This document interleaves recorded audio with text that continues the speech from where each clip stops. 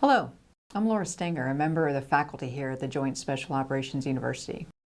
I recently had the privilege of sitting with retired Chief Master Sergeant Chris Caffall to discuss the story behind the Red Beret and the Urrah artifacts hanging on walls and units around the world. Take a look. All right, so we're here to talk about the story of the Red Beret, which started about 35 years ago, and this beret is worn by the Air Force Combat Controller. So here with me is Chris Caffall. I met Laura at JSAL here as a Chief Academics, retired here. Part of that, I was in the Air Force as a Combat Controller, retired as a Chief, and actually goes back to the beginning of the story of how the Red Beret was actually written in the very beginning. Oh yeah, so now can you tell us about that? Where were you when all this happened? To give a little history, the best thing is to recognize the Red Beret has been around for over 40 years. It started approximately 1976 when we used to wear, as combat controllers, the blue beret, and we transitioned to the red beret. Okay. At that time, I was stationed in Aviano, Italy, then went to Rhein, Germany, to Dallas, Texas, eventually to the Combat Control School, where I became an instructor. At that time, I was a staff sergeant, combat control instructor. This is then Pope Air Force Base? Pope Air in Force North Carolina. Base. Right, Okay. right. And it was on the hill, and the older school on the hill there. And what happened was, as I was teaching, the class kept asking me and said, hey, how come the Special Forces and the Rangers have something written down and we don't have anything written for the Red Beret? And I realized they were right. It's been around for several years now, but nobody really had anything writing in it.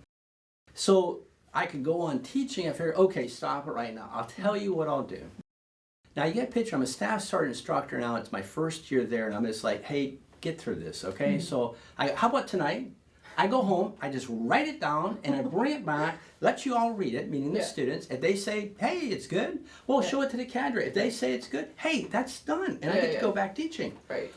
So I took it on, and that night I went home, and I had to think about it because writing it down, it was like, oh my gosh, this could have a big impact as years go by and would grow. So it was like, you can't just write it for the moment. You had to write it for the years coming to illuminate, to make sure it just didn't fade away. Right. So with that, I just went and wrote it, and it didn't really take me long. The words just flowed.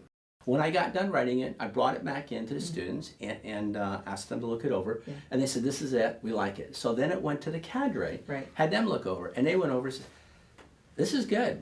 Let's just leave it like it is. So then it went that they all agreed. So from that day forward, every combat control graduation for the next year and a half, it was red, the Red Beret, during the graduation before they put on their beret. Oh, wow. Now, we thought that was it, and I go back to teaching, but there's another half of the story. Okay, yes. The what's week, the other half? The next week, they said to me, okay, well, we got the Red Beret part, guy. What about Urrah? Why do we keep yelling out this Urrah thing all the time? And I'm like, what's the words behind that? And I'm like, oh, great. Oh, so then I said, Yeah. I'd go home, and this is only the following week. So I went home and I wrote the words down again to what I thought Urrah should be to kind of explain what a special operator goes through to achieve that Red Beret, the Green Beret range. It didn't matter. It was just that ultimate victory, what all they had to go through day in and day out to get there, and try to capture that in one thing called Urrah. And that's when I wrote the words. The next day, let the students look at it. They all gave a thumbs up, gave it to the cadre, thumbs up. So every graduation, both the Red Beret and Urrah were read together. Every graduation prior to them putting on the beret. So 2 for 2. So so they all went on. Now what happened was, that was in 1981, over 35 years ago. Now what happened was 1982, 83, like a year and a half I said went by, I had a TDY to go to the Philippines. Right. Well, the Philippines does a really good job putting things in print. So I brought it with me while TDY. I then got it in print. Now the only problem was when the translation went to be put on the canvas, there was like a typo here and there on both of them, but my TDY was over. I had to take it as it was. Right. So I just, okay, it is what it is. Just let it go. It's imperfect, but perfect. Yeah. Right. But it still captured the essence of both the Red Beret and Urrah. So that time I said, bring it back to the school and let them know, hey, this is what it looks like. Right. Well, then it came out to be, can anybody get a copy? Well, once it's done in the Philippines, anybody can get a copy. Okay. And that's when it got crazy. I donated the originals to the Combat Control School and signed on the back, written by and what year I did it. And it stayed in the original Combat Control School at Pope. Now, time went on, and what happened was they were transferred over to the new Combat Control School, which now has the museum. Right. When they did it, they tried to do it. They did a great job in the whole museum for everybody and everything that, you know, the history. Yeah. Well, to upgrade the Urrah and the Red Beret, they matted it and framed it so you could no longer see on the back who wrote it. Who wrote it? So the next 10, 15 years, anytime it was published anywhere, it was always from that point on, since I was already retired, as the unknown author. And I'm like, really? Can't you just take the matting off and read who wrote it? So they never did, and it never got credit for the next 10, 15 years. Only ones who knew were the ones back in the 80s that were graduates and were there during that time frame. So that hangs in the Combat Control School today. Now, it also hangs in almost every Combat Control organization, almost every museum, and a lot of people's houses, more than I can count, because it just caught on like wildfire that everybody wanted a copy that was a combat controller to hang somewhere in their office, whatever. And what happened was, time went out, I retired, the school had it there. The last big event was one of the commandants at the school was named Robert Holmes. He was a captain at the time.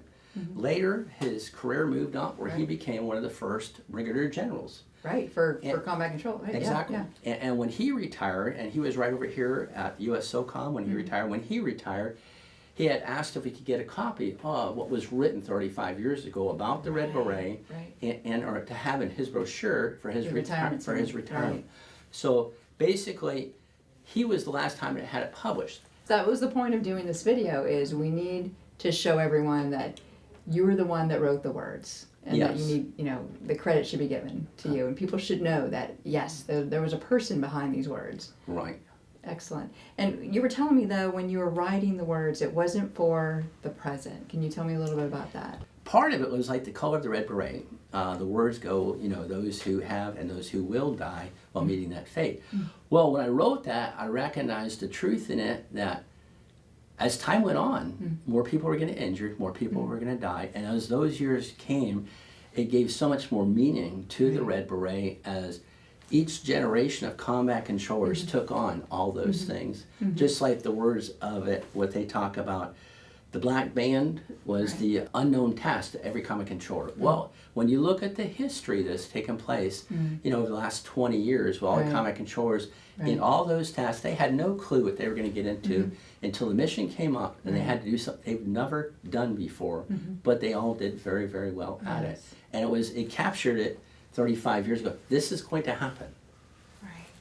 And it's just amazing that, and to be a part of that, that you're the one that, you know, you took the time to do that, and how it's endured is, it's really amazing. I'm just so grateful that we have this time, that you're able to share that story. And I think it was in the hallway. We were just kind of talking one day, and I just was like, what? You're the guy? Through that little bit of research, and then discovering that you were the one that actually wrote the words is, you could say fate, but just very grateful that we've had this engagement. I just want to say one last thing, though, especially to the combat control cadre, the past cadre, and the cadre that replaces you, because the past instructor, I know how hard it is every day waking up in your worst mood, your worst condition, and you still got to go out there and do it with the students who are ready to do it and ready to do everything you say till they graduate. As far as all the students, I want to say that the price you pay, just like it says in the beret there, to earn it, is not even a portion of the price you're going to have to pay to keep it. I want to say congratulations to each and every student. God bless each one of you and all your careers. Godspeed. So there you have it. We've set the record straight. The previously unknown author of these enduring artifacts is now known. To the daughters of the Red Beret, past, present, and future, thank you. Thank you for your sacrifice and your willingness to do the hard things. And even more so, thank you to your friends and family who support you.